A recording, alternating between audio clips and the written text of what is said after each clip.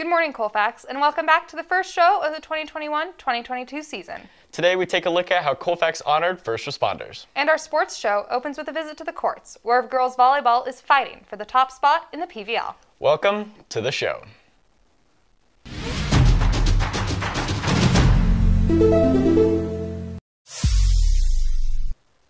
After a busy few weeks, CTV is back. We've been hard at work documenting all the exciting events of the school year so far. So if you want to take a look at that, go to our YouTube channel at CHS-CTV. This school year has been packed with activities indeed, including a visit from Learn for Living and their Breaking Down the Walls program, the return of the Nest to sporting events, Club Rush, and of course, Homecoming Week. Megan, did we ever find out who won the Club Rush ASB scholarship? No, but I've got the results right here. Coming in at first place with a $100 reward is the Dungeons & Dragons Club. But because all of the clubs were so good, the ASB decided to add 2 more scholarships for $50. Those go to the Engineering Art Club and the GSA Club. Congratulations to all the clubs who won. Colfax is a community that values unity. In August, that unity took center stage as the river fire burned, impacting many of Colfax High School's students, staff, alumni, and supporters. Colfax came together in support of one another. And last week, I had the opportunity to speak with some of the first responders who fought the fire. On August 4th, the river fire sparked some 3 miles from the town of Colfax. As it spread, emergency personnel flooded in from agencies all around the area, collaborating with one another for a rapid response. For many first responders, it wasn't just their community that was in danger, but their own homes, their neighbors' homes, and the school they graduated from. I live in this community, so yeah, it was the fire had a real threat to come towards my house. Luckily it didn't. Unfortunately for others, they weren't so lucky. So being part of the community, you kind of feel the hurt as a whole, Certain people you come across and you come to find out that they lost their house in the river fire, and just the change in, their demeanor, you can tell it affects them big time. 2,620 acres were burned and 140 structures damaged or destroyed. Among the structures saved was Colfax High School, which opened its doors as scheduled on August 10th. For students, staff, and the community, it was obvious that this year's honor game would be a celebration of those who stood in protection of this community. Especially here in Colfax, we have our substation here. I've worked up here only since January. But being a part of this community, that means everything. Getting out here and having people come and shake my hand, tell me thank you. Thank you, especially this year with the river fire when it came through and blew through this town, and all of us coming together, including this community, to have the outcome we did. It's pretty amazing. First responders from around the area were invited by Colfax leadership's Cookie Brigade in hopes of celebrating their effort and showing that, because of it, Colfax is thriving.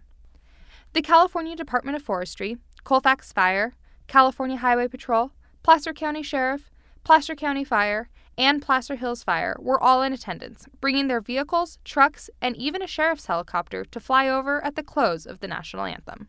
The honor game, I think it's pretty cool that we got invited to come here. We don't get invited to a whole lot of stuff, so whenever we can, when we come show up, we love it. With the Nest decked out in black and red and a huge community turnout, Colfax showed gratitude for those who had risked their lives. Personally, I think it affected us all. Those of us who were out here working, to see the terror in people's eyes as they were being basically taken away from their homes so that the fire guys could go to work. Coming back here day in, day out, just trying to help out and do what we can, but then knowing that we couldn't help everybody. We got everybody out, but we couldn't save all the houses. So we still drive. I drove that Hillcrest, Spring Valley, all the way to White Oak today, just to show my wife what this community went through. And it was amazing to her to see how much devastation and the fact that we didn't lose anybody. So it affects us all, and we still wake up wondering when's the next one going to happen and how do we prevent it. Reporting for CTV with camera ops and editor Kylie Powell, I'm Megan Towne. It's reassuring to see the community comes together in times of need. It really is. This fall also marks the first normal sports season in over a year and a half. We now go to Bethany on the sports stage to update you on all things Colfax sports. Thank you, Megan, and welcome back to CTV Sports. I'm Bethany Gadway, and CTV is excited to bring you all the latest in Colfax sports. 9 matches into their season, the girls' golf team is sitting atop the PVL after beating Bear River by 10 strokes. Freshman Malia Gustafson leads the team and has her eyes on winning league MVP. Seniors Lauren Conway and Mackenzie Tracy follow, with both players continuing to score in the low 50s and high 40s. Tomorrow they will face off against Center at 3:30 before heading into the pivotal second PVL tournament at Peachtree Country Club on October 18th, which will decide the league title. The volleyball team has been battling it out on the court and is currently sitting in second place behind Bear River. I got the chance to look into what makes this team tick and what they have in store for the remainder of the season. Colfax's girls volleyball team is 7 games into their long-awaited return after almost a year and a half of no volleyball. Currently, they are second in the Pioneer Valley League, and they are working to construct a memorable season. I spoke with senior captain Kylie LaBarbera about what makes the 2021 team special. So I think the best qualities that my team have is our optimism. We really have our strong mentals, and we're building that up every single day. We're always really eager to get into the game. Even at practice, we're really eager just to play each other. The Falcons' upbeat attitude and unique bond is clear to anyone looking on from the stands.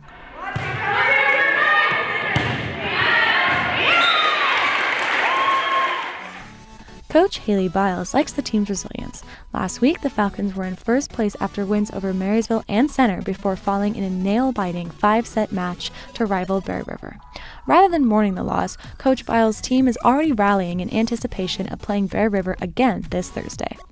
You know, we just played Bear River last night, and I know the girls are super upset with the loss, as am I, but they also played really well. They stuck together, they had the energy, they had the want and the competitiveness, which is what you want as a coach in all your teams. And they're even that much more motivated and just wanting to play that same team again at our house, which is going to be awesome. As this volleyball team develops with hopes of being part of a proud championship tradition, there are 7 seniors who are playing their final season at Colfax Volleyball and aren't taking anything for granted. I think when the season is over, it'll definitely be bittersweet. I'm so proud of these girls, and I am so proud of myself for the growing that I've done since freshman year. It's definitely going to be a season and a team to remember, and I'm just very grateful for the opportunity that I've been given. Reporting on a unified team with championship aspirations, I'm Bethany Gadway, and I hope to see you in the nest.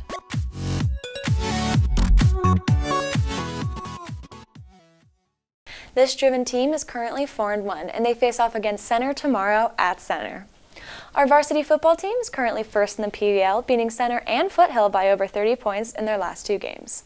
Senior Luke Green caught 3 touchdowns in the game against Foothill, while seniors Drew Garcia and Zach Samuelson led a defense that is coming off 2 straight shutouts. A strong offensive line, led by seniors Peter Molino, Chase Pfeiffer, and Ryan Greenspan, aspire to win sections. Their next game is away this Thursday, and they will be facing off against the PVL's number 2 team, the Marysville Indians. Our cross-country team is making a name for themselves in the PVL as well. The boys and girls teams are currently ranked first in the league, with Jake Colster leading the boys team and Jade Bittner and Carly McKay leading the girls team. Both girls are seconds away from dropping their times below 20 minutes. The next PVL meet will take place tomorrow at Collins Lake, and then the team will turn their attention to states. With fall sports in motion, it's never too early to consider getting ready for winter sports. The ski team is looking for the next generation of champions to keep the Colfax tradition alive. The team races on Mondays, and they are hosting an interest meeting on October 18th at their winter sports night. Or you can contact Coach Casey McLaughlin at mclaughlinfamily@gmail.com.